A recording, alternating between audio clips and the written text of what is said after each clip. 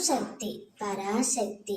என் அன்பு தங்கமே, உன்னுடைய மனம் தள்ளாடிக்கொண்டே இருக்கின்றது.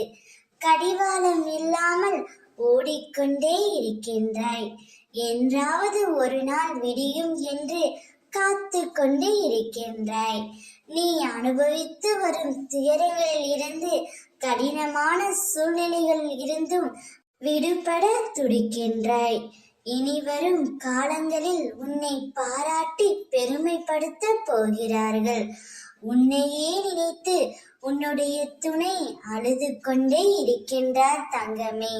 அவர் வந்து உன்னிடம் பேச முடியாமலும் உன்னை பார்க்க முடியாமலும் தவித்து கொண்டே இருக்கின்றார். உன்னுடைய ஞாபகம் அவருடைய மனதில் ஏராளமாகவே உள்ளது. அதனால் தினம் தினம் உன்னை நினைத்து அவர் மிகவும் வருந்திக் கொண்டே இருக்கின்றார். அது உன்னால் உணர முடிகிறதா தங்கமே? அம்மா, நான் சொல்கின்றேன். உன்னுடைய துணை, உன்னுடைய ஞாபகம் அவருடைய மனதில் தாராளமாகவே இருக்கின்றது.